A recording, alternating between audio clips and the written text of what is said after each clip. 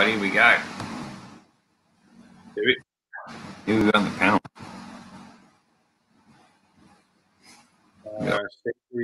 I've got Stevie TV and you guys and myself. Awesome. Awesome. Technical difficulties. Says g'day, yeah. Awesome. All right, guys, we'll get started, eh, since it's nice and late over there for you guys, and it's early in the morning here for me.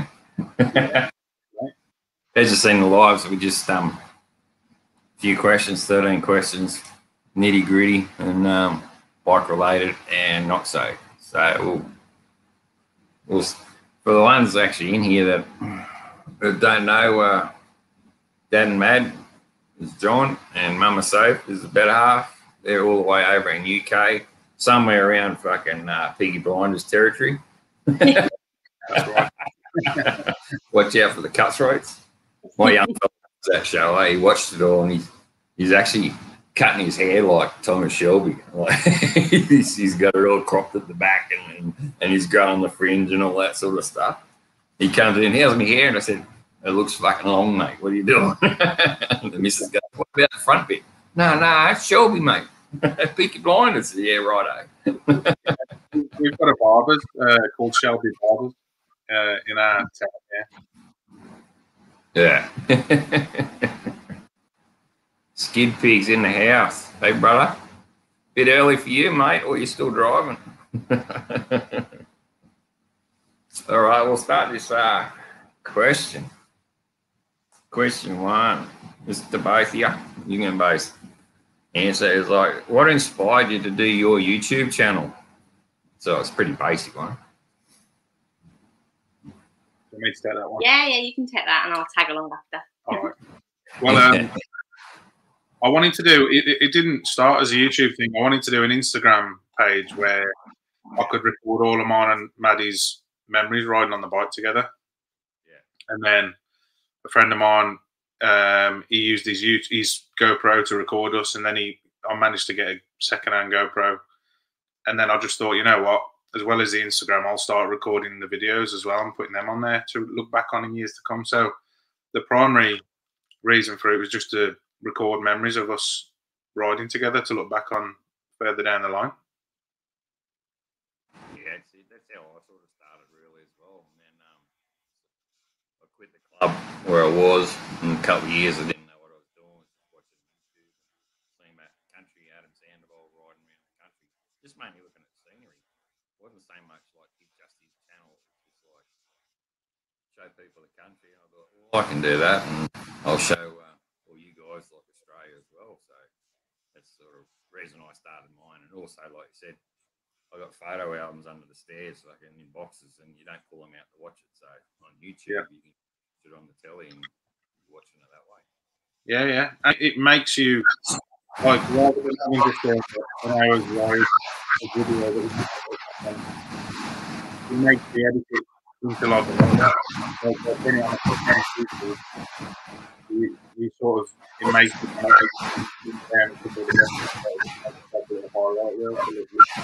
so you're more likely to. Yeah, your audio's breaking up a bit, John. It's a bit sketchy. You were going a bit quiet for a second there as well. Yeah, we are a long fucking far away from each other, so.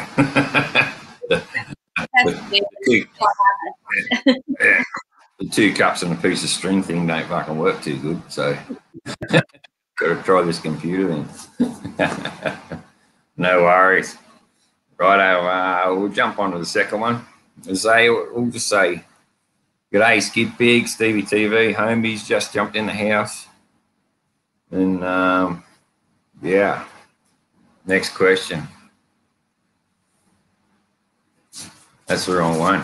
You want to know, when did you know about your gift? That's the Dark Rose, that one. That's the wrong question. Okay, yeah, what's your hobbies other than, like, or not bike related? What do you like other than riding bikes? What's your hobby?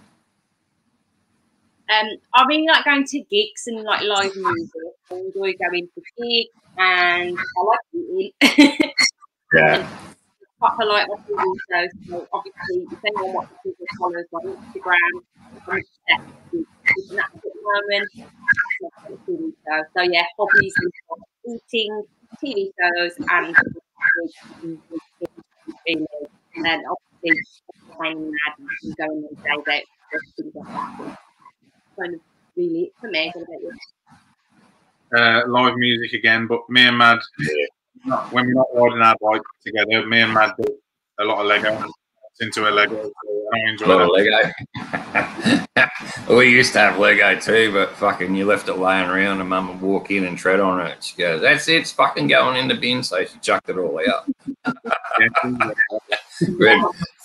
Third generation bucket of Lego. We had fucking heaps of it, like two older brothers and myself, and then I don't know, she just trod on it, spat it one day and fucking hoiked it all out. So go on. Lego didn't last long in our house. And that was before they had the figurines and shit. It was just the square blocks. Yeah. Nah, that's the way. Cool. The homies say we love Mama Soph, Dad.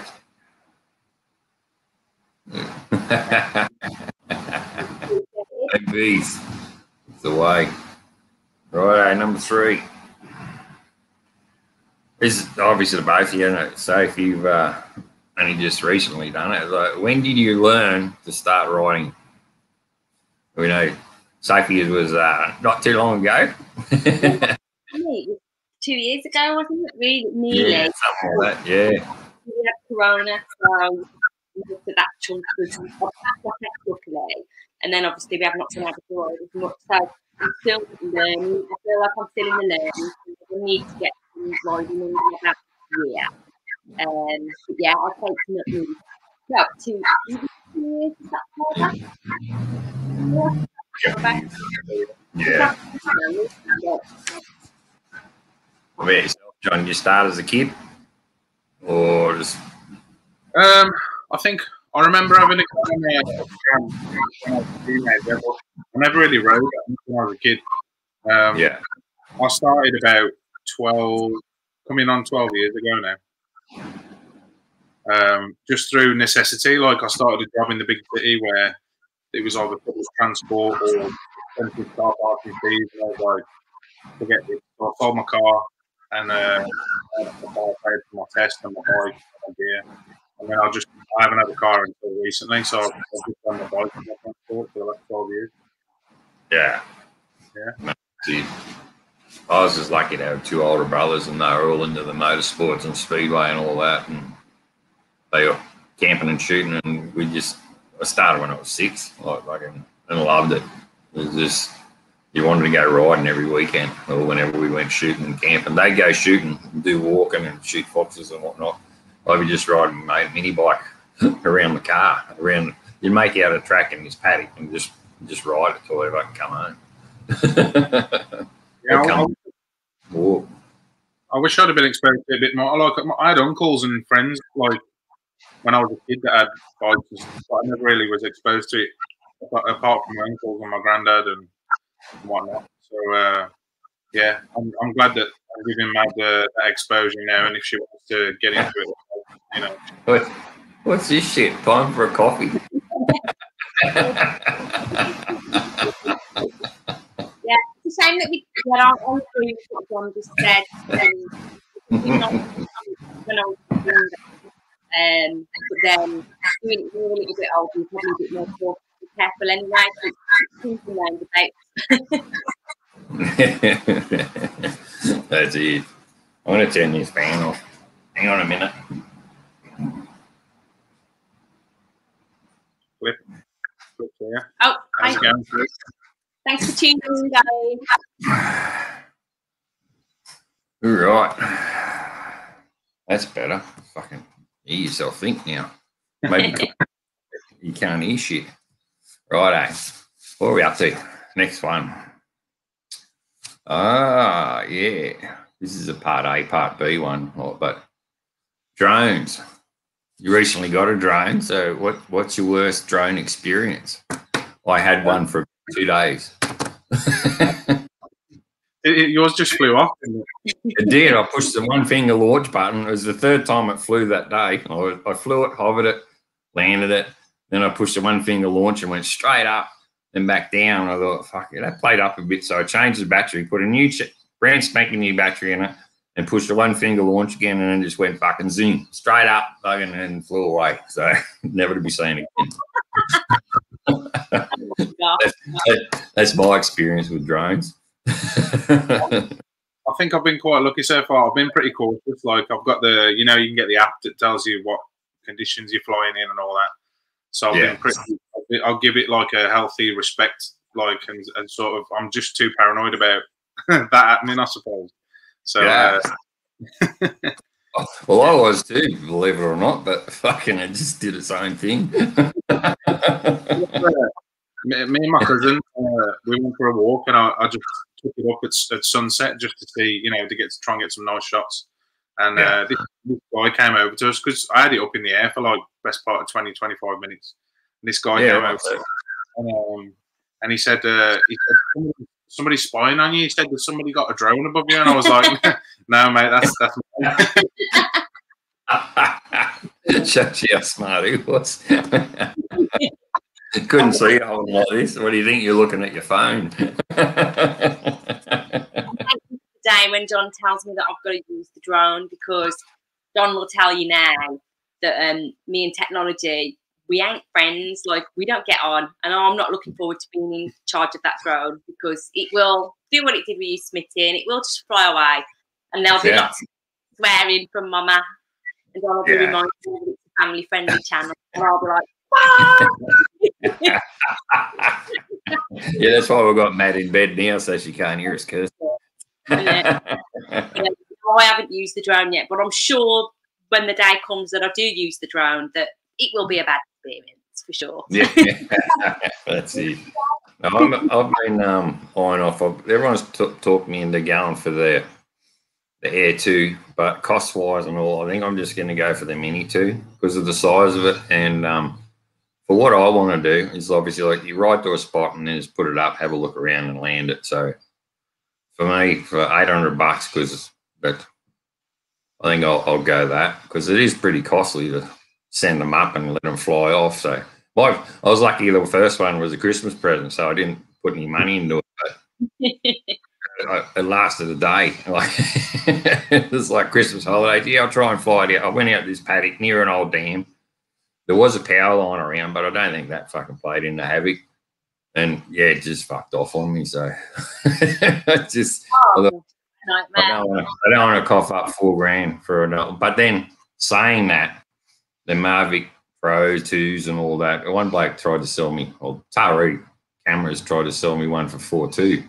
And I was talking to Skid, and I know it's only, you can get them a lot cheaper than that, the whole kit. And then, test. We're just sorting our audio. That's much better, actually. Hey. Plugging that in. Yeah, so I think I'm gonna put my pennies aside and I'll get a Mini 2. Because we went to Anaconda, which is a camp and fishing shop here in Australia, and they had the little Mini display model on the shelf. I know why they call it fucking Mini again, because it's no bigger than that can of beer. Like, you think your normal drones are pretty big, and your mini one, like, but when you actually see them, they're fucking tiny. Like, I couldn't believe it. But I'm going to go the Mini just for the simple fact that I don't like the Wi-Fi, and with the 2 and the Air 2, the new ones, they've got that new connectability and they don't use the Wi-Fi. So I think I'll go that. Yeah, I think all the drones are going to be going that way now in the future. You lose connection as much. So I'll see how I go with I've got the Mavic Mini, the first one. I'll see how I go with that. If I use it enough and I get the money's worth out of it, then I'll consider upgrading. But I just thought I'd just, get the cheap small one and then see how I go. See exactly. But then, like, to be honest, like, if you're happy with your Mini and what it's doing, then yeah, like I say, you don't really need to upgrade, other than if you want to film 4K and shit. But just then The first minis, I think they only film 2K at the most, don't they? Something like that. Yeah, but like for YouTube, I think it'll be all right for what I need it for. Like it shoots great. YouTube they only do 1080 anyway. Like, yeah, exactly. So I think it'll be fine. Download. I just want to get out and use it a bit more. Yeah. So well, I've got a few $100 put away. So it is, yeah. I'm going to work on the Mini too, and then fucking learn how to fly it properly without pushing. I'm not going to push that fucking one finger launch button ever again. I tell you. Because I was pushing the return button and it just didn't fucking respond. Like, this is supposed to be working, but yeah, didn't happen. I'm dreading it. I'm actually dreading it. Yeah. And part B, that question is only like for people if they didn't have drones. But well, what's your favourite band or music seen live? What's your favourite band to go see live? Oh God, you go first. There's so many bands that I've seen live, but I would say for me it's Less Than Day. It was they're like a punk band, and they were the first band that I saw live when I was like 17 or something. And I really enjoy seeing them live because there's lots of energy, and the tickets are cheap, so they're not too expensive. So usually I go to see them live every year. Don't know, I go with my friends. We see them every year. They normally do a Fireball Fuel the Fireball tour with a few other bands, and it's really affordable, so I can go and see them every year and enjoy it. So I would say Less Than Jake for me, just because it's affordable to see all the time, and I really love it. Bit advertising for Skid. Yeah, no, that's it. What about you, Cuz? What's your first band you've seen, or you one you like live? The first one I've seen, or my favourite? Yeah, or your favourite, yeah, or either. Tell us. I'm trying to think what my first one was, but one of my favourites, I suppose, was Iron Maiden when I saw them at Download Festival. Yeah, I've seen them in 91.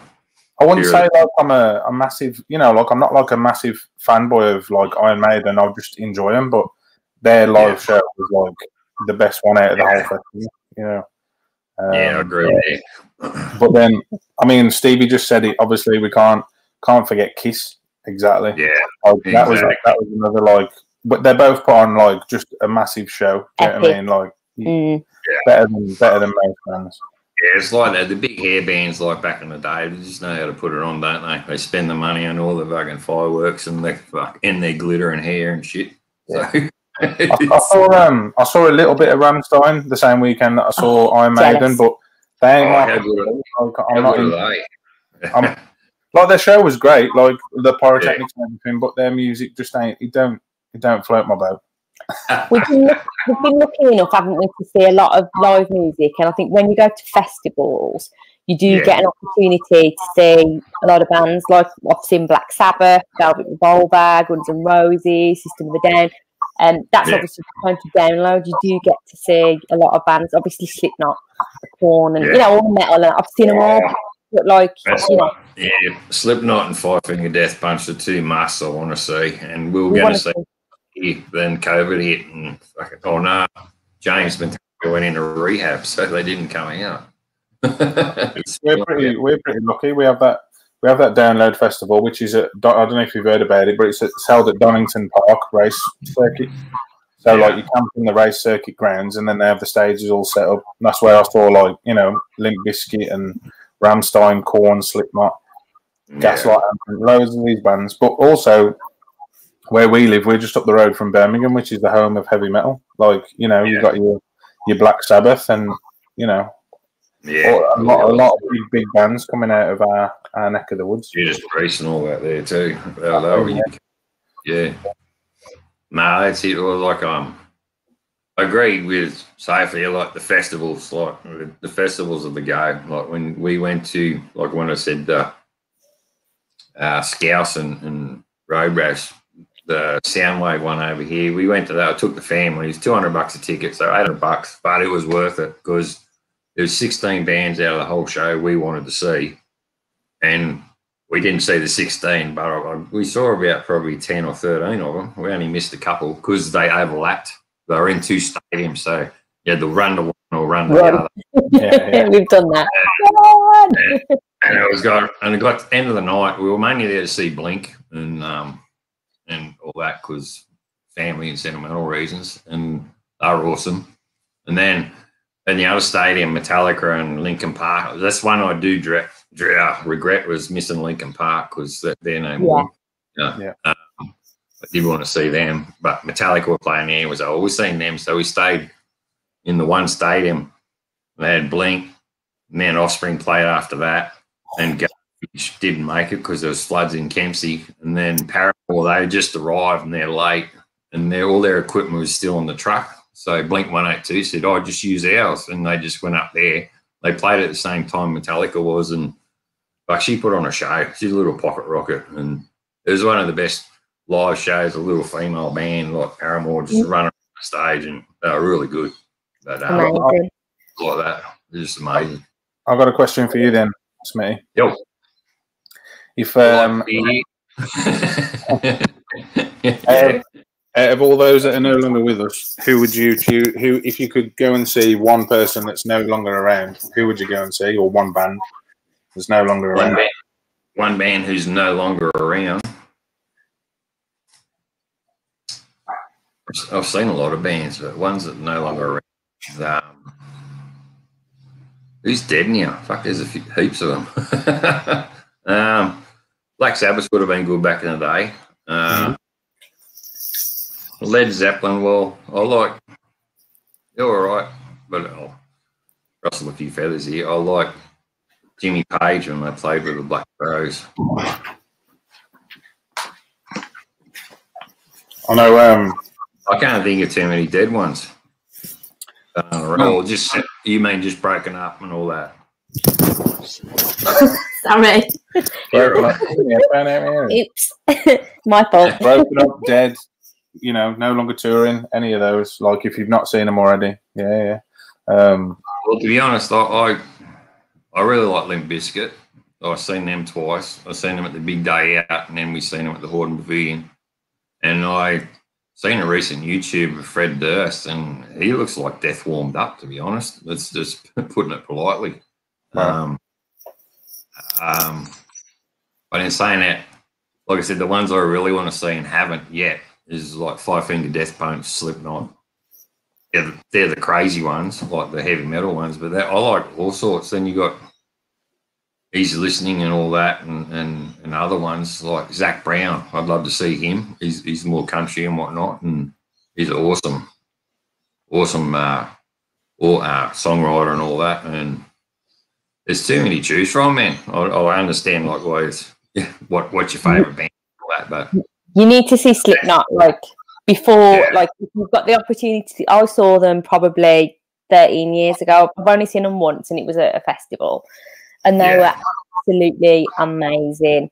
And I saw Metallica, and I'm not really a massive fan of Metallica, but my friends wanted to watch them.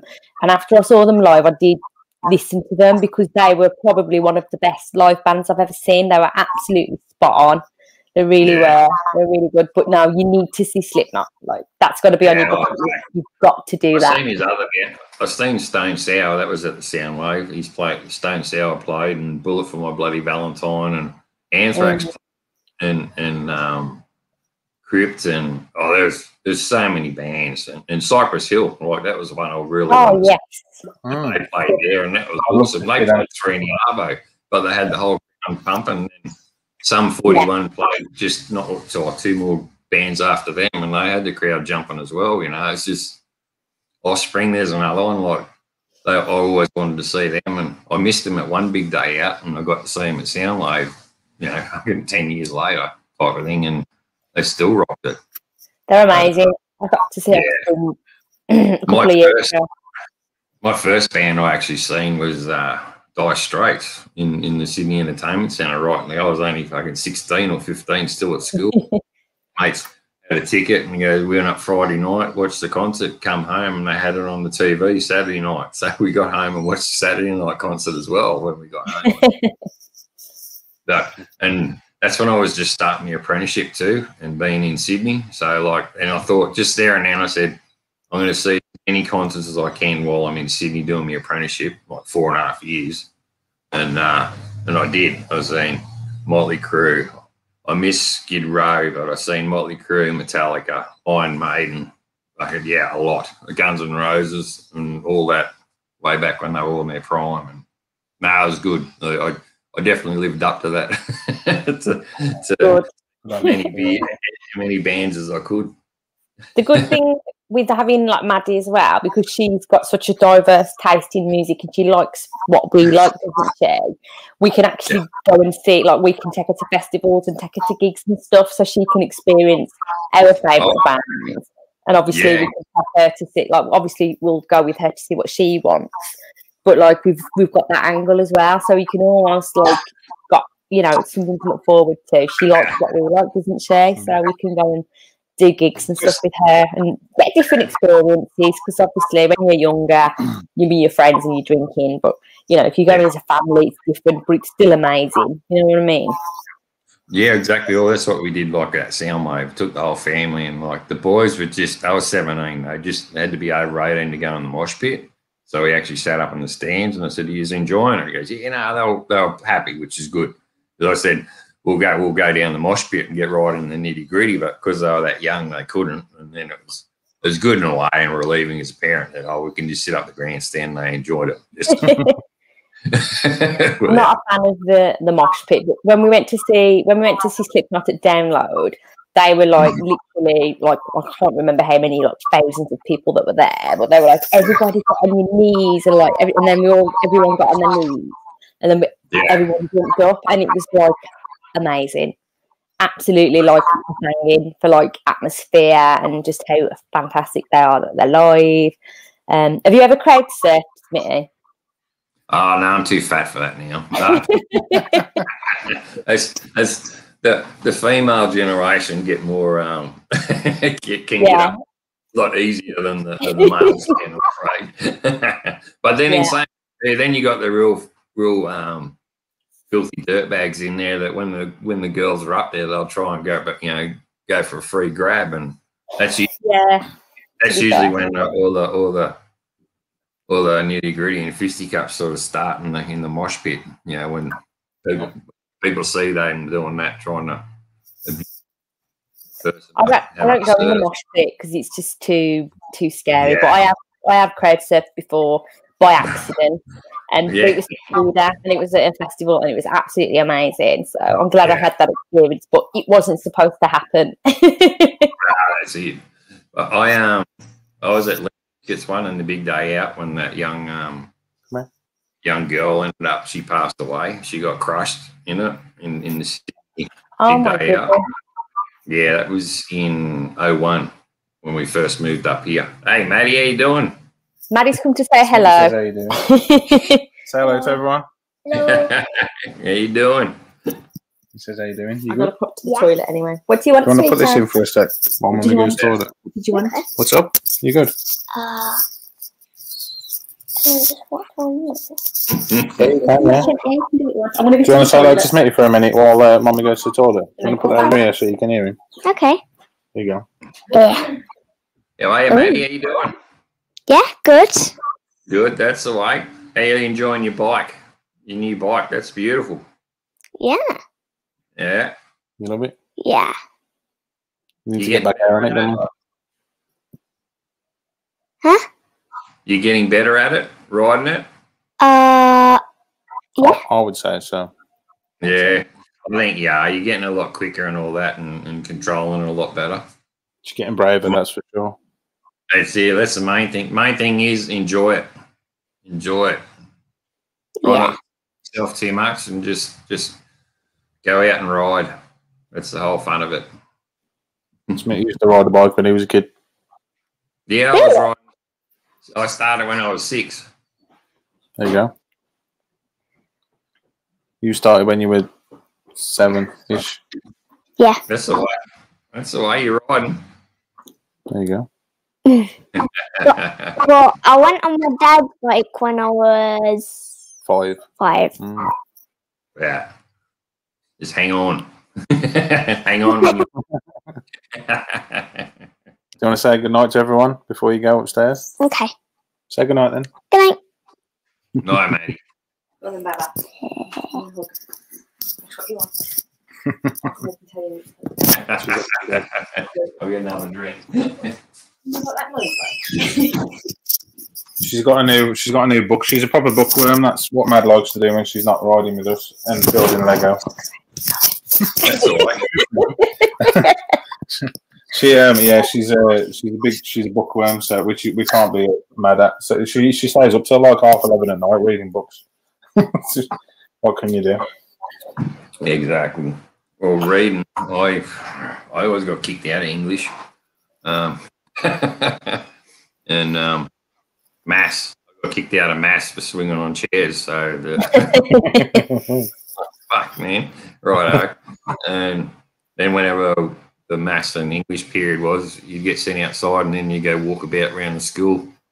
Then get back before the bell went again, and go on to your next class. So that's my English and maths experience. Oh, and agriculture too. That was boring as batshit as well. Like when you had to do your electives. Agriculture. What was that? Agriculture. Yeah, we got agriculture. It's an elective. You do woodwork, metalwork, art, needlework. Yeah. I think over here they call it design and technology. Is that what they call it? Yeah, D&T. Yeah. So you chose one of those subjects. I chose electronics. Yeah, that's it. I chose art, agriculture. Don't know fucking why. And I think you only had to choose two. I thought, well, there's three.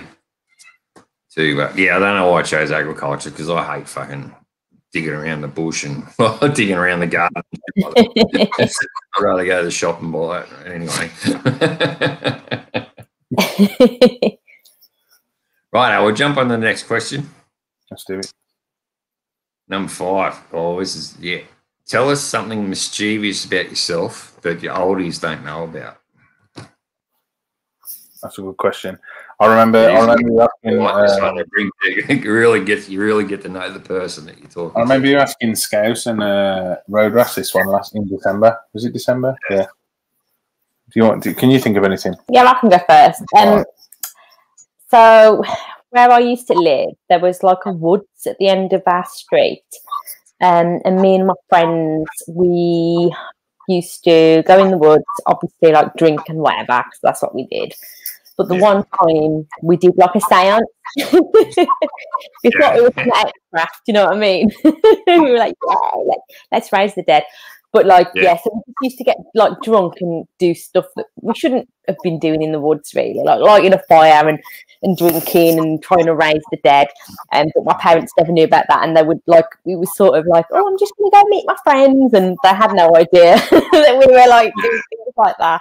But I got to say, my parents were pretty cool. So once I'd reached a certain age where they were okay with me going out and drinking and stuff, then it was fine. Like, they knew what I was up to. Do you know what I mean? But I was pretty boring, I'd say, because when I was going clubbing and to gigs and that, my parents knew. So it wasn't really an issue. What about you? Have you done anything? Me, no, I'm a good boy. I was too. Until I went from the apprenticeship. I guess I don't know. I'll go for my younger years, because my older years, I don't want to get into too much. I'd say like when I was at secondary school, like high school or whatever you call it, I was high school years. I made myself like a stress ball. I put like flare in a balloon and like made it into a stress ball. Took it to school, and then these other kids were like, "Oh, can you make me one? I'll give you like a quid, a pound or whatever." I was like, "Oh yeah." I had a little racket going. I had a little entrepreneurial business going, like selling these stress balls. But they didn't end up being used as stress balls. They were used as like bombs, basically, to just lob flare around the school. And then they were like, "Oh, we'll give you 2-3 quid for one if you put an egg in it." So I was like, "All right, I'll put an egg in it. I'll make an extra bit of cash, whatever." And then before you knew it, like the school would like, you'd look around the school, it'd be covered in like flour and eggs, and the floor would be covered in crap. And then like the headmaster or I don't know what you call him, the principal or whatever, came to me and said, "John, do you know anything about these flour bombs that are going around the school?" And I was like, Nah, not me, sir. Just walking off with a pocket full of change, like jangling in my pocket. Ching ching. Yeah, that's it, yeah. But my later years, I'd rather keep them off YouTube. You know what I mean? Oh, it's all allegedly. Yeah. You got to throw that word in, that saves you, I reckon. I like that. Yeah, and yeah, we've got a lot of stuff. I was going to say, what about you, Skid? What did you do? Like, me. Oh, I know he's Australian, but Yeah. You got to. I've got to apologise. I've got the memory of a fish. John will vouch for that. My brain is terrible. Sorry. Yeah. What about you, Smith? What did you do? Well, best ones was we go to when I left school, I went for a job, had a job, and I ended up getting the sack because I wanted to be a panel beater, and they put me on as a spray painter. Long story short, he sacked me and whatnot. So in that time, I had a wasted year, and all I wanted to do was it was a pre-employment course. You'd do Monday, you'd do carpentry, Tuesday painting and decorating, Wednesday was accounting, Thursday was bricklaying, and Friday was plumbing. And then after 6 months, it was like an elective thing. You choose what one you wanted to do. I was doing sign writing on Tuesday and Thursday night as well, a separate course, as well as this one. And in that one, I was aiming to do painting and decorating, and I wanted to do murals and whatnot. And I sort of ended up in the same thing, working at a sign factory and all that now anyway. But we had to paint the Bulleye Surf Club, which is down in Wollongong. And on the Tuesdays, whenever we got the Tuesdays, we'd roll up. There's a park right next to the surf club. The teacher would piss off and go back to TAFE. And we get the football out and start playing football, or we get there early and take our surfboards. And if the surf was up, we'd be surfing during the morning, and then lunchtime we go surfing again in the afternoon. And come to the crunch, we when we needed to paint the surf club, we only did about 2 hours in the afternoon when we had to. So what's supposed to took a week, it ended up taking about that 6 months to choose the elective. And because it was such a lax class, no one took the elective, so I ended up getting my second one, which was plumbing. And then plumbing, I can understand my son, he's at school, he chose electives and he didn't get one of them, and then he ended up leaving in year 11, and we pulled him out and said, look, mate, we know, we've been through it all, and we put him in the TAFE, but just to get him out of high school because he didn't like it. But yeah, so I got plumbing, and then we're doing plumbing. It was good in a way because it taught me that electric weld, pipe bend, use a solder, and all that sort of stuff. But then it got to the stage we were wagging classes, going surfing, going skating, because it was at Wollongong. And Wollongong's a good town because you've got buses and trains. So you jump on the train every morning, go to a mate's place. I was boarding at this couple's house because it was 2 hours from home in Ulladulla where I lived. And we just board there instead of going to TAFE. We grab the skateboard and jump on the train and go to Sydney to Manly and go skating all day, or go to the King's Cross and skate all through town. So mainly when I should have been doing my TAFE and course and trying to get a job, I was skating and surfing and wagging most of the time. And my oldies still don't know that. So yeah, but then come to the crunch, the teacher in the plumbing goes, if you wag any more days, you're not going to pass the course. So we wagged the next 3 straight after telling us. And then I just went home and said, oh, Dad, I don't think I'm going to pass this course. And we looked in the paper, and here's the screen printing job. I applied for it the next week, and I got it, and that's how I started my apprenticeship. So I had 12 months there. It was just free ad lib. It was the best 12 months of your life of doing nothing and doing not what you're supposed to.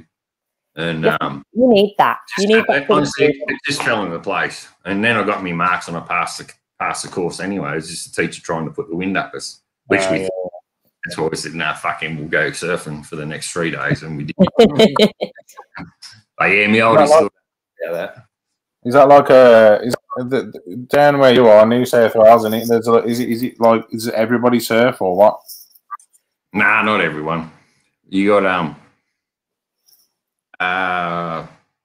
like, well, I say surf, but I used to ride a boogie board, which is like, they call it an esky lid.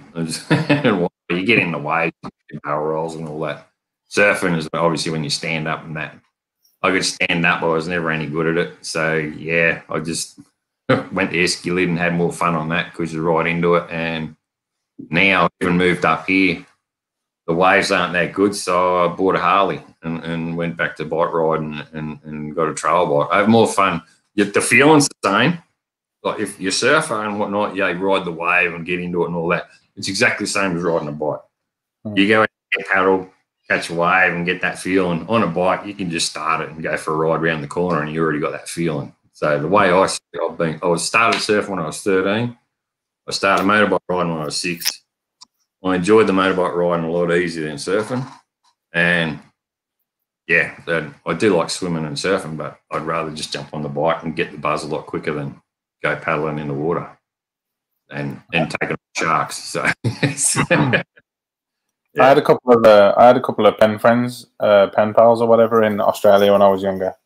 And one of them, I remember one of them used to eat, like, one of them had sent me a picture of him with his boogie board where he used to go. They were both from New South Wales. One was a boy, one was a girl. I think me and the lad fell out of touch, and then I got a new one, which was a girl. And strangely enough, I was curious. I dug out my old mail, and I thought I'd see if I could locate her. And I found her through a photographer that Rob from Throttle Down Under knows, actually. So it's like a small world. I couldn't believe it that I located the pen friend from when I was like 10 years old from New South Wales. Yeah. It's insane. But I was a little bit obsessed with Australia when I was a kid. I'm still fascinated by it now, but I've still never been. Yeah. It's good fun. It is a buzz. I love it. If I still lived on the beach where I was, like Mum and Dad are still in the house now. If I still lived there in Ulladulla, there's just no work, so I had to go and get a job elsewhere. I'd still be surfing and snorkeling and stuff, as well as bike riding. But Tarry's, it's about 30 k's, which is like 20-minute drive ride, 15-minute ride to the beach. And then when you get there, it's up here 9 times out of 10 they're not working. The beaches down south are a lot better than around here, but around here it's warmer. Yeah. And, that's like we've got the 4-wheel drive, but the valley and the canyon and the Manning Valley and all that here, the mid-north coast, the waterfalls and all that and the picnic areas are beautiful. And it's got it over the south coast in that regards. But beach wise and surf points and places in south coast is like south coast better than mid north coast, and then up here it's more the country and creeks and the waterfalls and lookouts. There's so many here, and I've got to get on top of all my editing to fucking get it out there. It's amazing, to be fair. I want to see more. I've actually got a good point there, Smitty. Flip says he hasn't seen many great whites riding his bike. Exactly right. I like this one. This one up here at Throttle. I lived in Manly and tried to protect our beaches from the outsiders, and that's true. That's like even in Cronulla. I'll go for Cronulla Sharks, and that's where Cronulla is. And they did the same thing, like, and even in Ulladulla, like you get all the tourists coming into town, and you're like locals rule type of thing, and they try and protect their beaches and drive the tourists out. It's everywhere. It's just us, them sort of locals, tourist sort of mentality back in the day, and that's what they were like as well.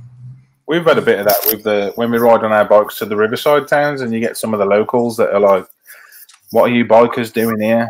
And we're just like, "Hang your bills." Yeah. Sorry. Yeah, the job that your kids have got in the chip shop and in the pub where we buy from when we visit is you know what I mean? It wouldn't be there without people visiting. So yeah. It's horrible. So they're not calling the great whites. They got to catch you first, Stevie, eh? That's a good thing. We used to go trail bike riding down Ulladulla when I had my XR, obviously, and we go up a bush track and you see the ranger, and you're making following. He's trying to catch it, and you just squirt up the track, and then you pull into a side track.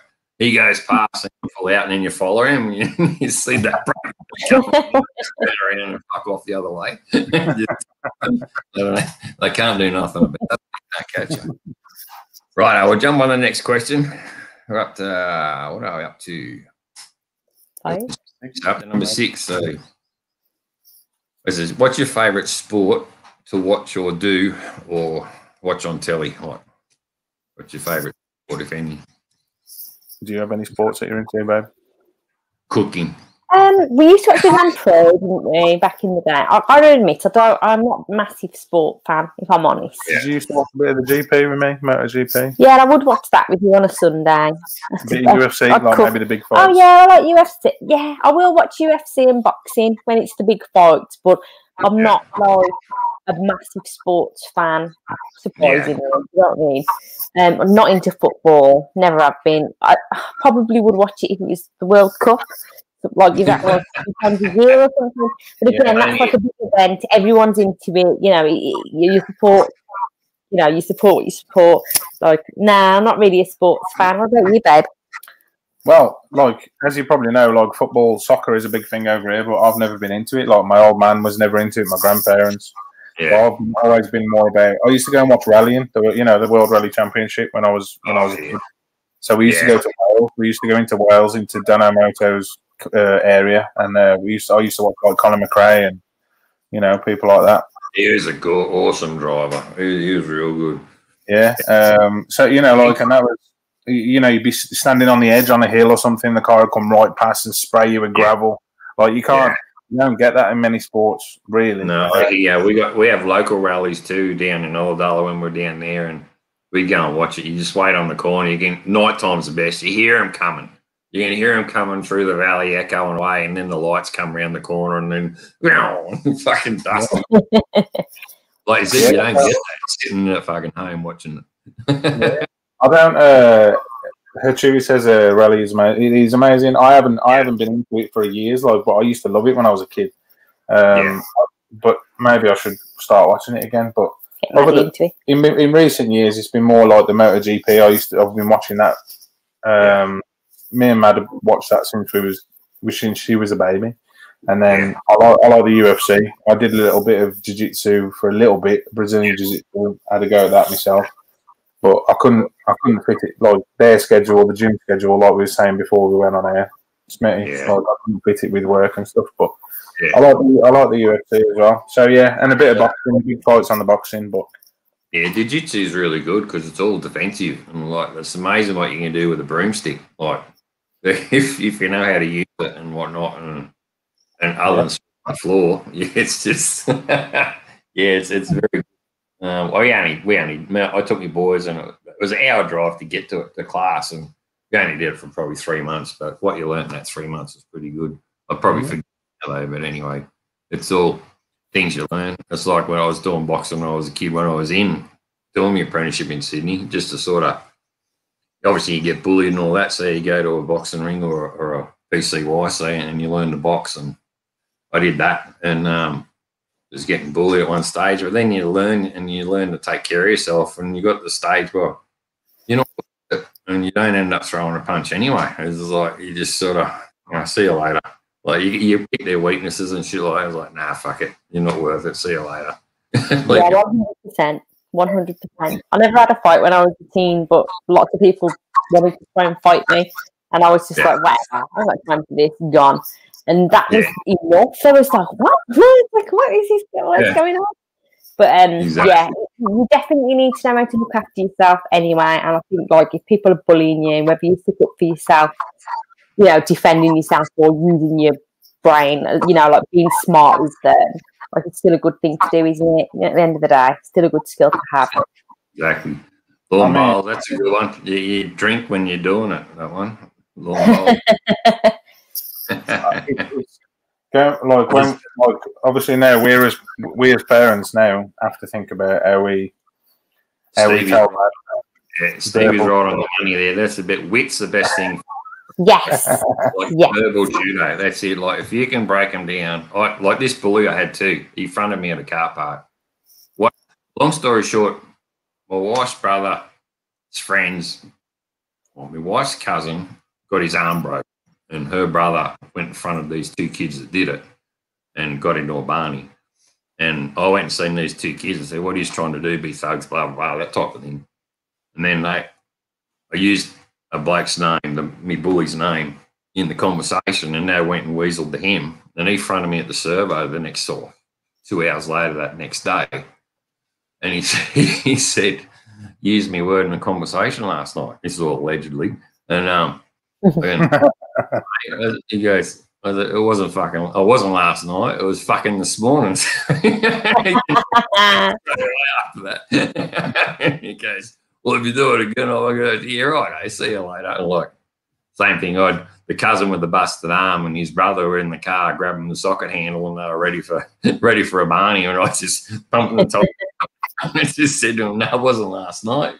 Get it right, it's fucking this morning. So yeah, verbal judo. That's it. Just you outwit them and gift of the gab. That's what I We reckon. had it easier though, didn't we? We had it easier back in the day. I remember someone knocking my door and was like, Soph, did you say this? And I was like, no. And then they went. Whereas now everything's on social media, so I feel like it is more difficult to escape that because they'll just message you and be like, did you say this?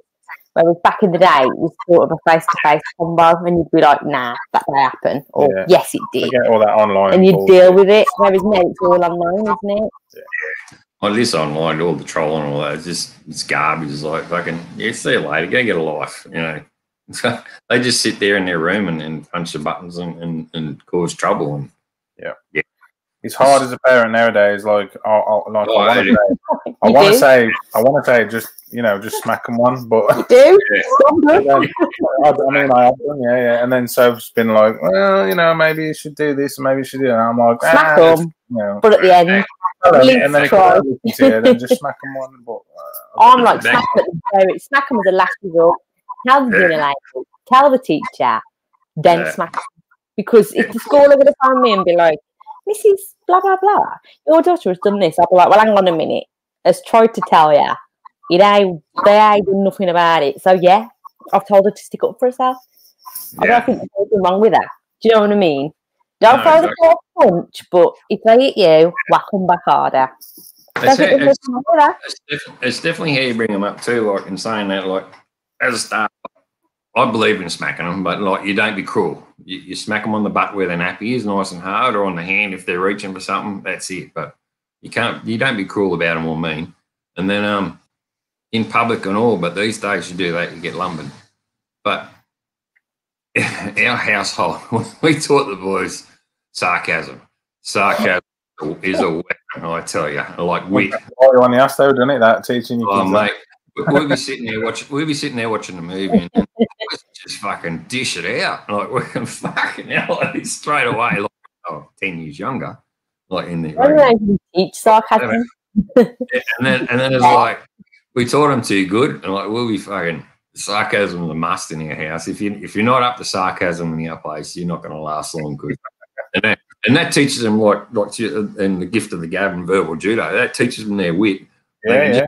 Sarcasm, and the ones that are copping it, they don't. Well, did you mean that, or what are you talking about? And they don't know. And sarcasm is a good weapon. That one, that's for sure.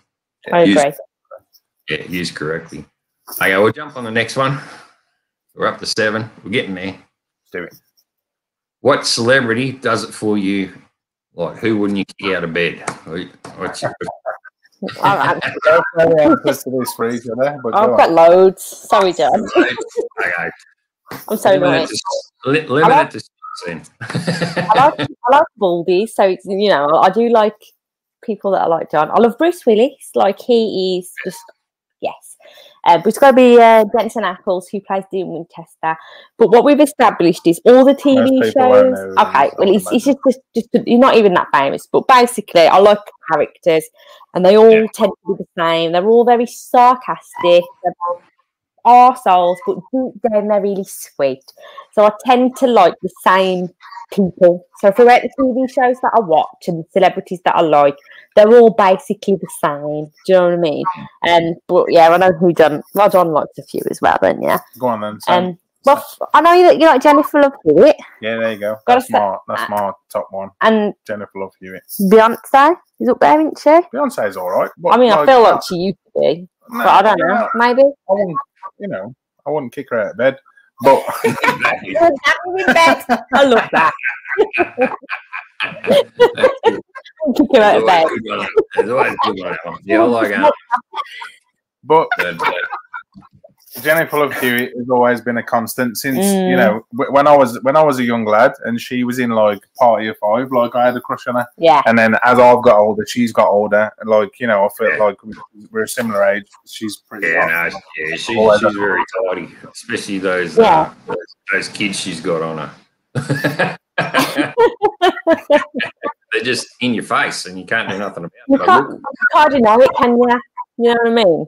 Stevie knows. Yes, and I actually follow her on Instagram, and she's absolutely hilarious. She's a really good person as well. Not only is she fit, but she's like amazing as well. Delvine Delaney, you're getting back in the ages there, Chewy. When I was younger, I used to really have a crush on Sylvester Stallone and Arnie, because I think like when I was a kid, I'd obviously watch all the like action movies and that was it. Like, you know what I mean? And that was the talent, Laurie, and that carried on. I still really like them. So I was like, you're such a weirdo. I'm just like, yeah, those are my weird crushes. But they're nice people. Exactly. Okay, the next one, number 8. We're getting through them. What's your favourite poison? Beer, spirit, cider? Am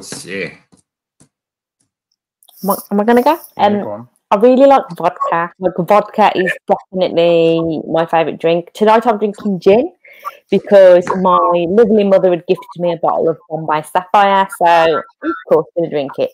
But yeah, my poison is vodka for sure.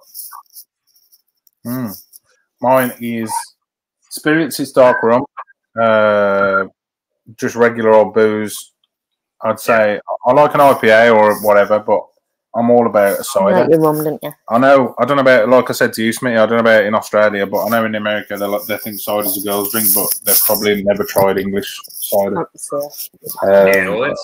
I think that's sort of where it generated from, wasn't it? The cider was like from the over there, from the. Yeah. It rots your teeth, it rots your brain. Like they say that you're loopy if you drink cider over here. Like you're a bit of a nutter. Do you know what I mean? But most like the general drink is lager over here. Like your Fosters, your Carling, your Stella. Right. That's like the British. Your average British. Yeah. We send all the Fosters over there because we don't fucking drink it here. Oh. Piss, mate. Absolutely. It's shit. Stevie got here. Ciders are shit. I'm glad Stevie agrees. Yeah. I know some people say it's a girl's drink, but over here it's strong and it rots your teeth and it rots your brain. Like it's absolutely lethal. Some of the stuff is crazy. But yeah, it's it. But I've been into homebrew. Everything rots your teeth in that these days, so it doesn't matter what you fucking take. So. Yeah, true. But I've been ever since lockdown. I've been doing a bit of home brewing. I've done a few brews now, so mainly cider. And this is the first. Actually, this is the first booze that I bought from a store or a shop, whatever you want to call it. Yeah, for a while. Since lockdown, because honestly, go on then. I honestly don't know why you would pay for food from the shop now. Like it's so cheap. Yeah. That's why we send it over to you, Steve, because we don't fucking drink it here in Australia. It's shit. So we put it on the plane. I don't even know what the green one is that Steve's talking about. I've seen the blue one is over here. I haven't seen the green one. The only green one is VB over here, and then that's just the shit. Oh, that's still in the process over here. They still drink it.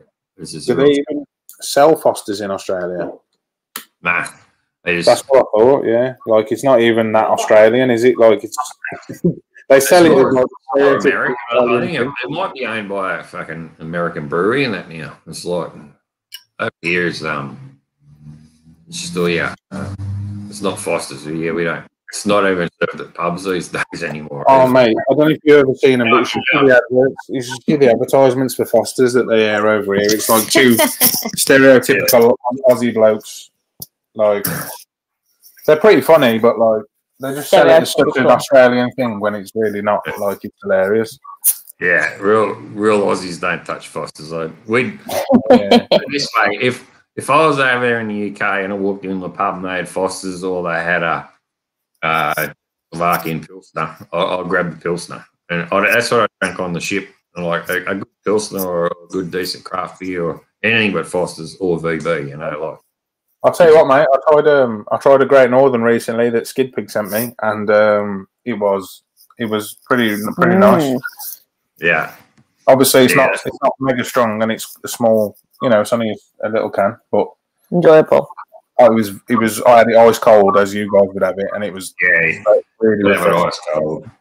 Well, even this is a mid. Mrs. Smitty loves drinking the mid, so she said you can buy as much as that as you want. So I do. And I got to drink more of that than Skid Pig as his, because his is full strength and that's just mid. But there is just a bit of a taste difference, but I like both. Beer's beer. Yeah. He says Nuki Brown. We call it Nuki Brown. Yeah, Nuki Brown ale on tap. I can't remember the last time I saw it. We've never had it on tap. It's always been in bottles. Nuki Brown ale on tap. My mate used to love Nuki Brown ale. He used to come in a huge bottle, bigger than this bottle, and he used to straw pedo it. You know, he put a straw on the side and neck it. He used to straw pedo his Nuki Brown ale bottles. He used to love that stuff, but I can't remember the last time that was that. No, that was Ad. Oh, it's Ad. I can't remember the last time I saw anybody drinking Nuki Brown. Yeah, I feel like it used to be like a drink that was there, that like someone would be like, have some, and obviously I would drink it. Do you know what I mean? But I wouldn't buy it. Strong. I think for me, it's a very strong. It's an acquired taste. Yeah, it's a strong. I like a sweet drink. You know what I mean? Even I don't beer. I've never really been a fan of beer. Like if I was really drunk, I used to have this thing called Red Stripe. I don't know if you ever drank Red Stripe where you guys are. But it was like really cheap. So if you're on a night out, Jamaican lager, it's Jamaican lager. Like it was £1. It was something stupid. Like you drink that at the end of the night. You know what I mean? You can't afford water, but you can get a Red Stripe. And exactly, like, instead of buying water, because you must quite clearly need water. No, I'll buy a Red Stripe. Yeah, that's all right. It was very good. This one's related to that question, and what's your go-to hangover brekkie the next morning on a Sunday break? Hash brown. That's right. I remember seeing your posts on everybody. Hash brown. I had a job. I was in that job for about 12, 13 years, and I'm not even joking. Every day I had hash browns. Like, I'm going to have like heart disease when I'm older. Like, I'm surprised I haven't got it now, because I did. I literally had 2 hash browns a day. It was £1, 50p each, but they were the best hash browns ever, and that is my hangover cure. And quite often John will rock up with some hash browns from McDonald's. I don't even want a burger. Just give me the hash browns. And Maddie also loves hash browns, doesn't she? She does. That's it. And what about you, babe? What's your hangover cure? I mean, it depends. If I'm feeling fancy, I like a. Ooh, fancy. If I'm feeling fancy, I like a. What's it? You know what I like? What's it called? No. Sausage and egg sandwich. What's it called? English breakfast. English breakfast is just the standard. Yes, full English, which I'm sure you have the same over there, but you just call it a full, an all-day breakfast or something. I'm guessing. Breakfast, yeah. Usually just bangers, bacon, and Eggs Benedict. That's it. Egg Fucking Benedict. got it. I don't know what it is. I had a real phase of making my own for a while. I was obsessed. For about a year. Well, when you say phase, it was like a year. I'm joking. I'm going to make egg Benedict today. That's a nice drop, that Gentleman Jack. We drink that. I got 4 litres of that when we come back from the last cruise. I like a ginger beer or a ginger ale as well, especially with dark rum. It's awesome. Yeah. I don't like ginger beer. Yeah, full English has got to be the one. I remember when we went on a stag weekend in Edinburgh, in Scotland. Do you call it a stag weekend there? Is it a stag weekend? Yeah, just Bender. Yeah. like before the lads get married, like before the. Is it a stag weekend? Yeah, back party. Yeah, Bender. Party, there you go. So we went on a stag weekend. That's in weekend of freedom. Edinburgh, in Scotland. And, my cousin was in the pub, and my cousin said, "I'll have a full English." And obviously, they're very proud, the Scottish people. And he was like, "Do you mean a full Scottish?" It's exactly the same part. You know, instead of square sausage. Yeah, did you know that they have square sausage in Scotland rather than like we have our breakfast sausage, or what they call it in America, breakfast sausage links or whatever. Yeah, no, it's not a what's that fucking black pudding? Black pudding is amazing. Square sausage is different to black pudding. Yeah, that's all liver shit and all that. Square sausage is like sausage meat in a square, and that's it. It's like a square patty kind of thing. But he was like, "Yeah, do you mean a full Scottish breakfast? You're in Scotland now, mate. You know what I mean?" And my cousin was like, and if I was there, I'd be like, "No, I mean an English breakfast, because that's who I am." You know what I mean? I'd be like, "Nah, English." It's not about the difference. It's just different. I don't know. I'll never forget when I was in this posh cocktail bar and I asked for a drink, and they were like, "Do you mean this?" And I was like, "No, I mean this." And they were trying to me, and I was like, "No, this is exactly what it is. Thank you very much." Just the old bacon and eggs and all that the next morning to Australia, like you just eggs, mushroom, and toast. That's sort of back in the day as a kid growing up on like a big bender at a party, you just go straight to the takeaway shop and get a bacon roll, barbecue sauce. You're sitting on the steps like this with your head in your hand, just wait for it to get cooked, and they go, "Number 6, yep, you're right." Stop it. Can I get another one of these? You know, it's like. Do you have baked beans over there, Smitty? Do you have baked beans with your breakfast? Yeah, I've got baked beans. Yeah. I like it in the ham sauce, like the baked bean ham sauce. Baked beans. They got tomato sauce and tomato sauce and beans and ham sauce and beans, but ham sauce is nice. It's there. Baked beans is good. Oh yeah. I'm hungry now. I'm going to totally want hash browns tomorrow. Stevie likes the black pudding. I'll be sending John to get hash browns in the morning. Poo bomb. He's right there. I never heard of the black pudding until we watched the fucking Goodies years ago in the 80s, and Bill Oddie's walking around flogging everyone with the big black pudding. He's walking around like the Peaky Blinders, dressed up like a pig. Flogging him with the big black fucking pudding, black donga. It's pretty cool.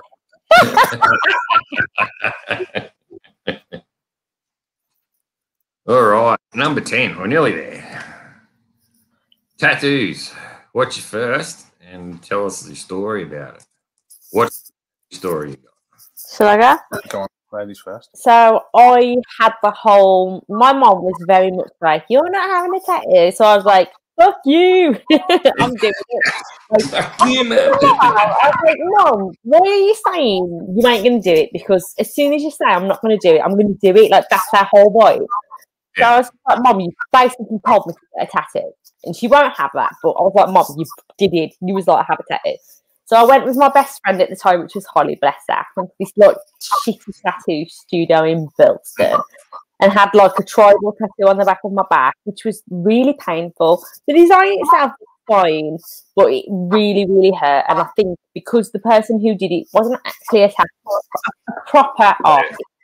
And I was about 16. And you got to imagine, I mean, I look young now. At 16, I must have looked about 12. I'm not even joking. So I should not have been getting tattooed anyway at that point. But yeah, it was really, really painful. I've got it covered up since. It's been turned into like a Japanese fan. And I love tattoos. I absolutely love them. And when it comes to Madison having tattoos, we'll be like, "You can have them, but just make sure it's what you want and go big or go home." Do you know what I mean? Like, I had a really shit tattoo that was scarred as well. Like, it was really raised, wasn't it? It wasn't done well. And I remembered screaming because I just wasn't equipped. I should not have had a tattoo at that point. You know what I mean? I wasn't mature enough. And the person doing it should have been like, "You're a kid," as well, to be fair. So a bit of both. What about you, babe? My first tattoo is covered up. it's under this culture here. It's my uncle was covered in tattoos. Like, I grew up with my uncle absolutely covered in them, like all old school, like swamp donkey and made in Taiwan and spider webs and you know all the old school like Flash stuff, you know, and whatever. And I was fascinated by tattoos ever since I was a kid. So as soon as I hit 18, like my uncle said, "Let me know. I'll take you to my tattooist." But you know, I couldn't wait at the time. I saw a tattoo shop. It was a cheap. You know, I'd never heard of him before, never seen him before, never been recommended. Walked into this tattoo shop and he was like, "What do you want?" And I was like, my name. He was like, "Yeah." Sorry. It's funny anyway, but I'm pissed. He was like, "What?" He was like, "What font do you want it in? What Oh style?" God, Like, I'm gonna cry. he was like, "Old English." I was like, I "I was like, yeah, go on then." So, Old English, Black Country, you're winning. so I just had my name in like Old English on my arm, but it was terrible, mate. Crying. Sorry. It was honestly so bad. And I showed my uncle, like, it was the spacing was wrong. It was like Soph said, it was raised. It wasn't that bad though. I don't feel like it was that bad. I think the whole concept was bad. The tattoo wasn't actually that bad. He was off centre. I don't know. My uncle was like, "Let me take you to my tattooist and they'll fix that." So he took me to his tattooist, and he went over it again. He put a ribbon, he put a scroll round it. He tried to bring it over a bit and sort of close the gap. And then I still ended up getting it covered up after years. You know, when my my proper tattooist that I started going to started doing my arm, I had him cover the whole thing up. But yeah, basically, I was impatient and had money in my pocket. I was young, dumb, and pocket full of cash. I feel like this generation now, like Maddie's age, smashing it, because when Maddie's 16, 17 and she's like, "Mom, I want a tattoo," we'll be like, "Oh, you know loads of tattooists, like they're amazing, smash it." Yeah. Well, when we were younger, yes, John's uncles could have pointed him in the right direction. He probably got a bit excited and young, but I didn't have anybody to like sort of say, "Hang on a minute, you're not going to get a tattoo right now." But I feel like the new generation are lucky because there's so many good. He's laughing at me. No, I'm laughing at Steve's comment. There's so many good people that can get good tattoos. Whereas when I feel like at that point there was good tattooists, but we weren't exposed to it. We didn't know. I suppose when we were 18, 20 odd years ago, so it was like, was it 20 years ago? Like 15, 16 years ago. Anyway, a long you were just starting to get the magazines and the TV shows and David Beckham and he's got shit Angelina Jolie. It was starting to become like a popular thing. Oh, it's more popular. If you're a clean skin these days, it's more of a challenge being a clean skin than having tattoos. Like virtually nearly everyone's got tattoos. So even back in the day, like when we wanted to get tattoos, you had to find a decent one. But now these days, like you're saying, you can say to kids, "Oh, Dad, I want to get a tattoo." Well, go to this bloke. He's the best. He's clean. Don't go to him. He's an arsehole and things like that. It's completely full circle. Like my boys, when they were growing up, I said, "You don't start drinking till you're 18. That's the legal age. You can probably have one or two if younger, if at home. But promise me tattoos after you're 21. I'll go with you. But when you're 21, you'll know what you want. You know if you still want it." And I think it's the best thing we did, and they agreed to it because they haven't gone and done it. They're like, my youngest, he wanted to get a whole atmosphere and his whole back covered. I said, "Well, yeah, if you still want it when you're 21, we'll go and do it. It's up to you. But just promise me once you're 21, and if you still want to get a tattoo, come and see me, and we'll go get it." And they did, and they still haven't got tattoos. Like I don't even think they will now. It's sort of been a fad. It's been a come, and it's almost like, if your parents did it, it's almost uncool for the next generation to do it. It's like, oh my. you know, my parents have got all that. That's not the cool thing to do. Like, it's more my brother. My brother's 7 years younger than me. He doesn't have any tattoos. He's I don't know. Like, it's weird. Like, I don't know. I think like it sort of goes through a generation, and then like Yeah, it well, goes a bit, and then my it comes back. middle-aged brother, he was interested in thinking about getting it, but I'm like in the family, I'm the only one that's got tattoos. Like even like my brothers and my old man and all them, they haven't got tattoos. It's just that generation. It was like the youngest and whatnot, and really the black sheep. So yeah, I've always loved it. I was a kid. Remember years ago you had the Chewy packets and you had the stick-on tattoos and the Chewy gum packets? Yeah. I had them all up my fucking arm. Chocolate cigarettes. Chocolate cigarettes. You chew the chewing gum, spit it out.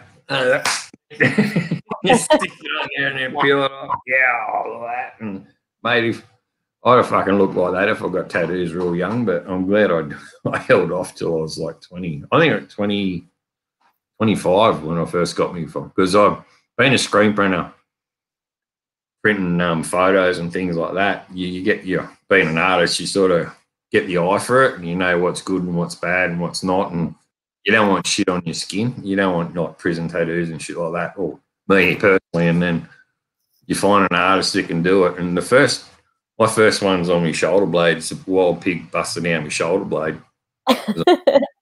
Pig shooter and all that. And the tattooist I went to, she was a lesbian artist. She just freehanded. She had the outline. I gone, all right, it just looked like a fucking scribble, but she put it on. Is you ready? I'm going, yeah, okay. And she's going, and I'm going, fuck, there you go, right, don't stop now, keep going. It's like, I've done it now. And she did an awesome job. It was all freehand. So, what colour you want the pig? I'll do a sort of a gingery brown colour. Yep, no worries. She was painting while she was doing it. And like, she showed me a picture. I've got one of my, which was a similar experience. Like my uncle, I was still going to my uncle's tattooist at the time for bits and pieces, and he said, they got this American tattooist coming over doing a guest spot, and she specialises in animals. Like, so if you want to come over and get a piece done by her, like, now's the time. But it should, you should play to friends, like get an animal if you want, whatever. I've got an eagle on my chest here from my granddad, for a few different reasons, and and like you say, like she just like freehanded that. She pretty much freehanded the whole thing as far as back as I remember. Yeah, mate. Yes, she did. She freehanded it. Yeah, she just freehanded it on with the needle. She was very light with the needle, though. Like, it's much more subtle than, it's not as heavy. Her style, though, isn't it? The other thing. You can't see it. It's like they're brushing with a needle. They're just it's beautiful work. You just can't see just there nowadays. Like, I think that's good. I think we had a couple of shit tattoos, and then we both got tattoos when we were older, and we knew what we wanted. So as we've got older, we've got really nice tattoos, haven't we? And we've decided what, like, I mean, I love Disney, and I know, like, not everyone likes Disney, but like my legs will be Disney. You've got Jurassic Park, haven't you, and Pokemon and a few other bits. I've got all sorts on my legs, like. But they're good. They're good tattoos. Like, basically, I went to my uncle's tattoos for a bit. Then I switched to, I eventually found my tattooist, who died of stomach cancer a couple of years back. And my arms were done. Everything that he'd done was finished. Like my arms, top to bottom, were finished by him. But I was like, I'm not going to get any tattoos again. And then, but a friend of mine has been tattooing for a few years now, and her fella has been tattooing for about a year or two. So I've had them doing my legs because they only come out in the summer. It gives him practice to have a go on my leg. And my other friend, she loves Jurassic Park like I do, so she's enjoying just having a bash on my leg with the Jurassic Park. With it, and I end up covered in tattoos for a cheaper price because they're mates of mine. So, and they're really good tattoos. Like, you can't even fault them, to be honest. Do you know what I mean? Like, that you're still paying them what they expect, but it's cheaper than like some tattooists. $50 an hour. Yeah, you're paying for the time, aren't you? You pay per hour, but at the end of the day, as long as you're happy with what you've got. But I think when you're older, you sort of have more of an understanding, and you know what you want, don't you? Yeah. I want loads. Like, my mum and dad have not got any tattoos, have they? They're not that way inclined. They've got no tattoos. They don't really care that I've got tattoos. You know what I mean? They just like do what you want. But they haven't got any at all, have they? No. But then, like, I'll go back to my uncles and my granddad. My granddad's got tattoos, and he even tattooed my nan. Like, my nan had one on her chest here that my granddad did himself. Like, and that was unusual back then, like for my nan's generation. Tattoos. That's lovely. I think. Back then in that days, it's sort of like that's making a statement. You know, that's it's very tattoos are so like blasé, and everyone's got them type thing now. But like back then, it was unheard of, and then to have a tattoo at that age and that generation, it's a big statement. Yeah. My granddad didn't give a fuck though. He was like, you know, I just wish I knew him now as an adult. He died when I was a teenager, but he's. Yeah. But when you get older, you realise you could have had such a great relationship with your grandparents. Like, luckily, our parents are still alive, so we can have a grown-up relationship with them.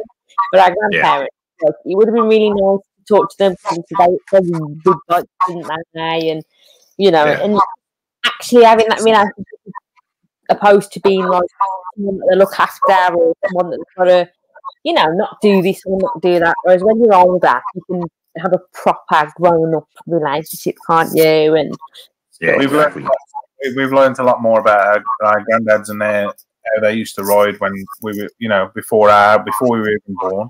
Yeah, I would love to talk to them more about it if they were still around. Which is a shame because at 10 years old, like for me at 10, I weren't interested in riding a motorbike, and I certainly wasn't really interested in my grandparents. As awful as that sounds, I loved them, but I didn't value them as people. And I think when you get to an age, maybe 17, 18, where you start to value your elders a bit more, it's sometimes too late, isn't it? Which sucks.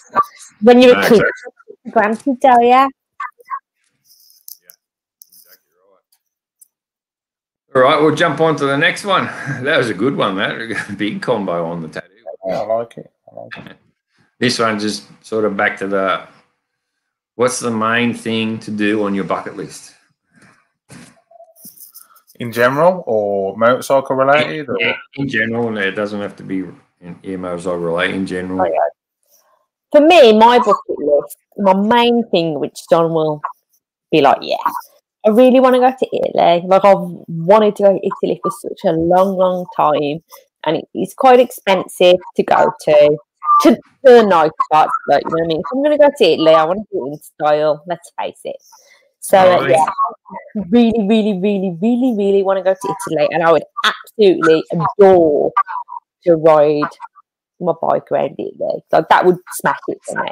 For those who don't know, Soph's nan was Italian, and her nan and granddad rode. Granddad is British, and the nan is Italian. Rode from England through Europe to Italy. They did, and it means so much to me. And Italy's just like everything. Obviously, I'd love to go to New Zealand and Australia. Like, those are like, you know, definitely up on my bucket list. But number one, Italy. And it's always been, as me, even before I rode my motorbike, I said to John, I want to go to Italy. Before I learned to ride, I want to go to Italy. Now I want to ride to Italy. You know what I mean? What about you, babe? Yeah. And then you want to come to Australia. Well, like, I suppose. Yeah. Soph's already done the Italy one, so that would mean going across Europe. So I don't have to claim that one because we'll do that as her. We'll do that. That's it. I don't know, like, I would love. I want to visit America. I would love to visit America, but like I said to you earlier, I've always been fascinated by Australia. So I suppose my bucket list, you know, in an ideal world, I would love to visit Australia and New Zealand because I've got a mate who lives in New Zealand. Yeah, New Zealand believe it or not, if you come to Australia, it is cheaper to fly to New Zealand than to fly from Melbourne to Brisbane. So sometimes you'd be surprised how cheap it is once you do sort of get to Australia, if you make it. It's pretty cheap. New Zealand's sort of part of Australia anyway because it's cheap to fly there. And a bit better than New Zealand, so it's pretty cheap. Yeah. When all this, when all this crap is over, we'll look at how much it is to do that kind of thing. It is going to happen. It's just a case of when. And that I get, that me and that I get along with Skid Pig. I chat to him. We love Skid every day. So we intend to visit him. I would love to visit New South Wales. I would love to see you and Easy and Rob. It's just how much we can do, But obviously, if we were coming over, maybe we could try and organise like somewhere where we could see everybody or as many people in one spot as we could, and then that's sort of easy when you're in the New South Wales area because like we're all sort of 3 hours, 2 hours away from each other. But Skiddy's 24 hours up. Yeah. I mean, maybe I would imagine that we would visit Skid and then come down to New South Wales and visit all you lot, and like maybe you guys can all meet us in one spot. Oh, yeah, exactly. It takes a bit of planning. When it happens, we'll give you a share, but it will happen. It's just when, basically. And Rob's in Sydney and Easy's only an hour and a half, 2 hours south of Sydney, and I'm 3 hours north. So like we're all pretty central around there. As for America, it's where you would go. I mean, America is huge. Like the obvious choice, I suppose, would be go to Sturgis and then. Give everybody plenty of notice, and those who can come and meet you will come and meet you, and you get to meet a bunch of people in one spot. Exactly, and I think also at Sturgis, all those roads and that they ride around like the Needles and the Badlands and everything, they're all sort of around there. I think I'm only guessing, but and what I can remember, but sort of go to Sturgis around there. There's more rides around that one area than elsewhere, but there's plenty. Ozarks and all that and everywhere else, and it's a big country. It's just good opportunities, and it to be like, look, we're coming to Sturgis, bearing in mind we're from the UK and everyone's in America. Like, sound. Do you know what I mean? Like meet a load of people that you wouldn't necessarily normally meet. It'd be amazing, absolutely amazing. And we'd have Maddie with us. We would have Maddie. Do you know what I mean? Like she would absolutely love it. Yeah. I want to expose it to all that as soon as possible. Like I want to, as soon as we can afford it, and as soon as COVID allows it. Yeah, we're there. I want to see things like Flip just said. Life is short. You know what I mean? Like you got to do it, and we're very much of that attitude anyway. We are, totally. If the money's there and we want to do something, we'll do it. We do it. We always do it, don't we? It will happen. And Easy, I appreciate what Easy said. He would travel far and wide to see us. I love Easy. He's one of my favourite channels to watch. And I'm not speaking out of place. Like if people want to come visit with me, I mean, you know what? If you come to the Midlands, we've got a sofa. Do you know what I mean? A spare room where we can put everything. I guess you can come. No, but you can. I would love to show people around if they ever. Yeah, exactly. It's the same. If we say to you, like, we're going to come to New Zealand, like, it's epic.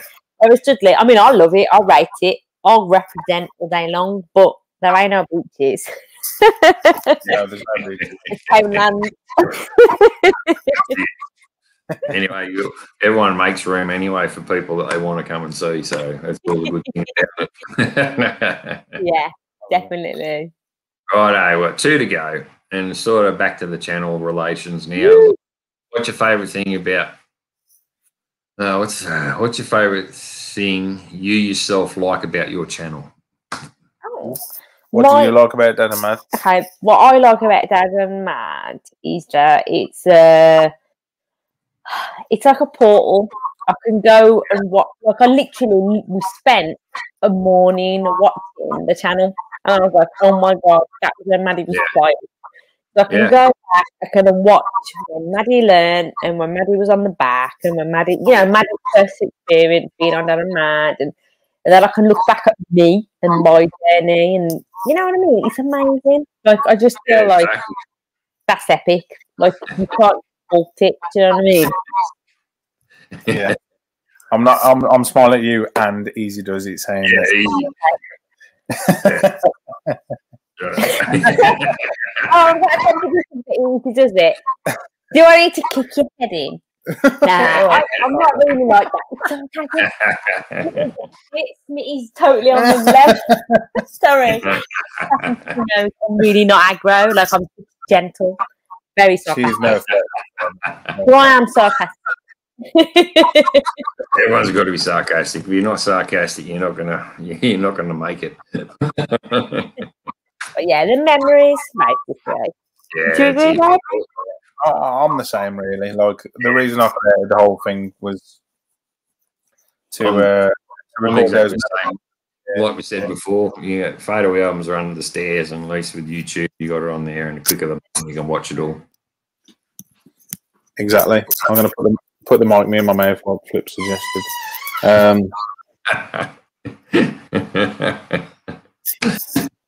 Yeah, I think you know what I mean. Like, even I started the channel to record memories, and the byproduct has been we've now got 700 subs, which is amazing, and I love the people we've met, the community that we've now a part of. But long after all that, like, if it continues, amazing. Like, I love the community that we're a part of, and I love how much love people show to me and Mad, and the support that they've given to Soph while she was learning, and Mad while she's jumping on an electric bike and everything else. But if that were to stop tomorrow, we've still got all those memories to look back on in years to come, and that's the main purpose. You know what I mean? That's the thing that will last. It's virtually just a big photo album of videos, and exactly right.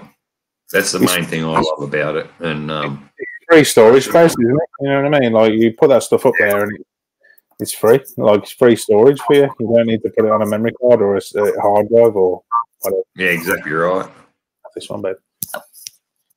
Cheers, babe. No worries. Well, made it. The main thing, isn't it? For sure. Yeah, all about the memories. Yeah, we made the last one. Last question is: there's future plans for your channel this year, and what should we keep an eye out for? Pardon? What was that last bit? What was that last bit? Yeah, what should we keep an eye out for? Like, what's the future plans for your channel?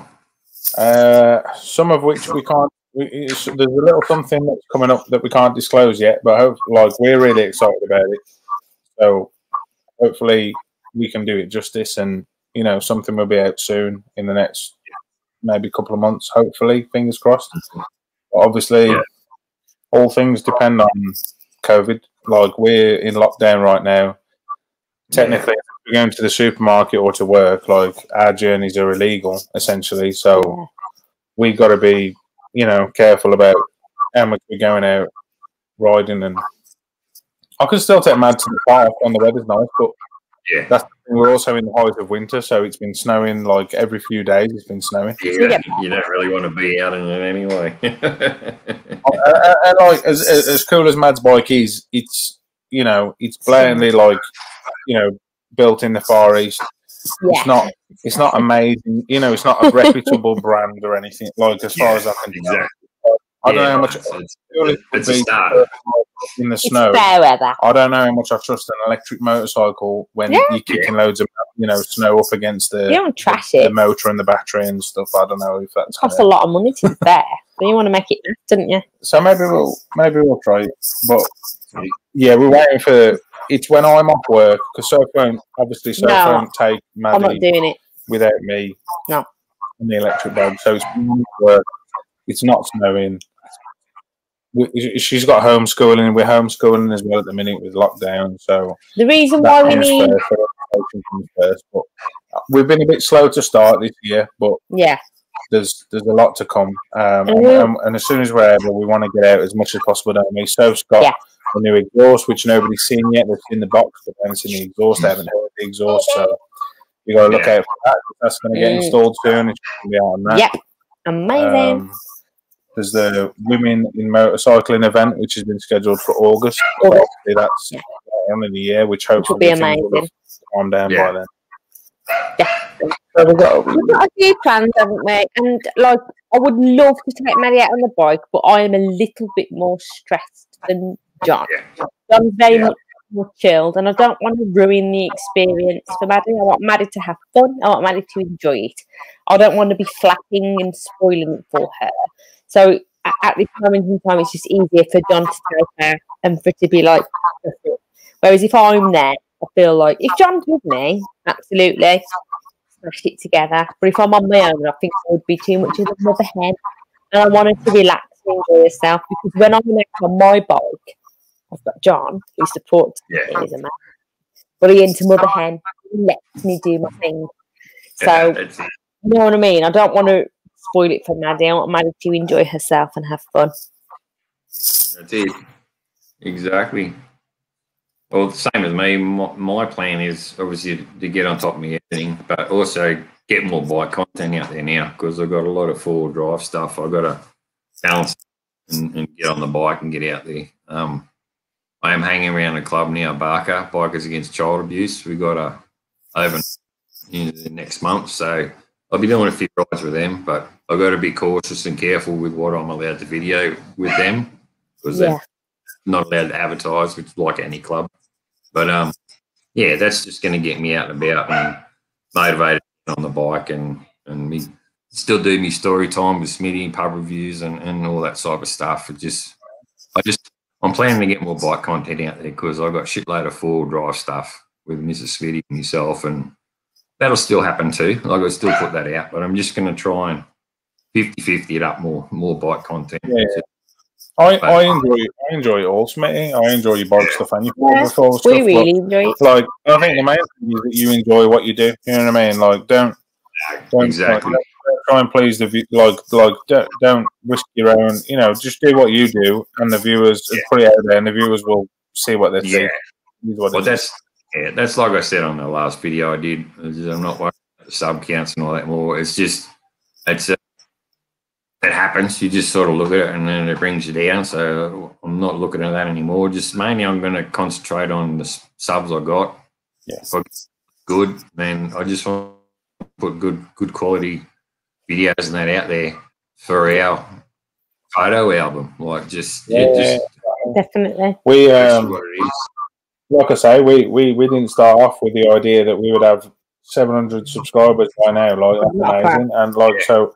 Like, but the primary thing was to record our memories. So I'm always going to do what we would normally do, but I would be ignorant not to acknowledge, you know, the community that we're a part of and the people that enjoy what we do. So, you know, we acknowledge that, and let's say thanks. Wow, and we appreciate all the support that we've had.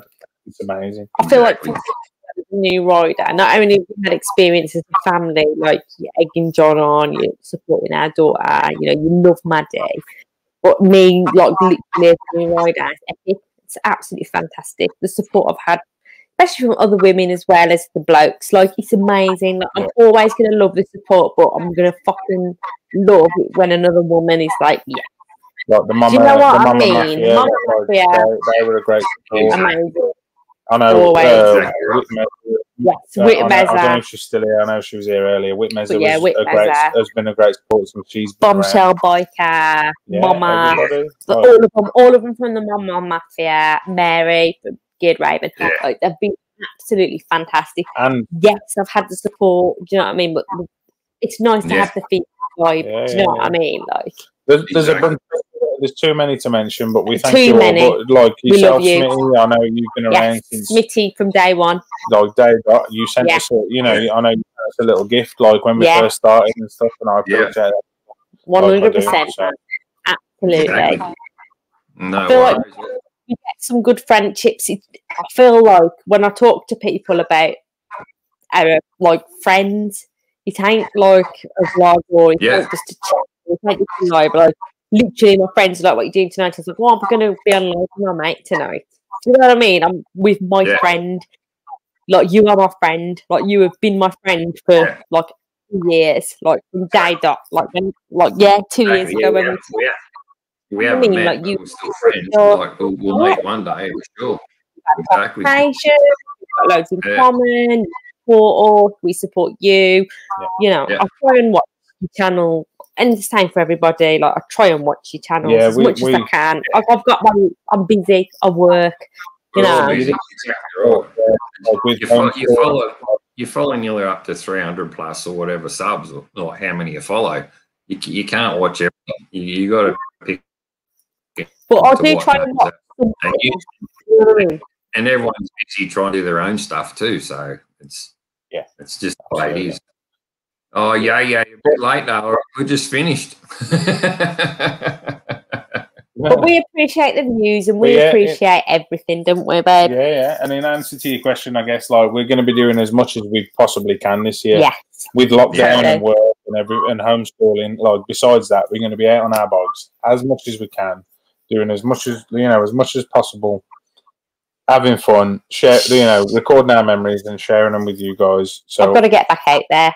For me, I've got to jump out on the I want to see Soph more out with us. I want to progress. I want to go out with Mad more. I could do vlogs every week, but it would just me commuting to work.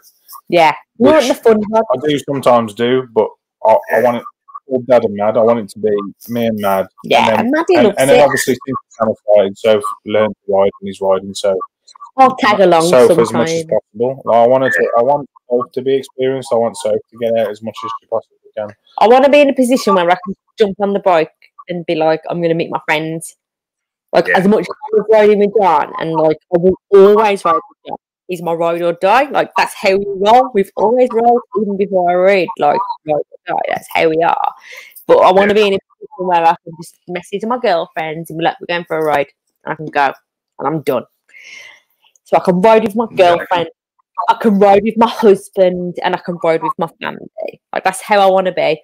And I feel like last year, bit of a write-off due to Corona, and also a bit lazy as well. So this year I'm not going to be as lazy, and I'm going to get myself motivated and get myself out there. And literally, as soon as the weather's good, I'm gone. Like I said that to John earlier. I was like, as soon as we can, I'm going. At the minute, we've had a few nice days, but it's very icy, and I will not. I'm not going to ride if I don't feel confident or if I don't feel safe. So once the weather is to the point where I feel it's acceptable, I'm going. And you'll be there to support me, won't you? And to be honest, John's been the best person I've ridden with as well. Because he's got my back. He knows who I am. He knows how I am. He knows how I ride. You know? Exactly. I can't wait. That's what, yeah. Awesome. We're done, guys. Awesome. Everyone in the chat, and anyone in the chat, if you want to jump on a live stream, hit me up on Instagram, and we'll organise something. And what time is it? Time is fucking 20 to 10 here.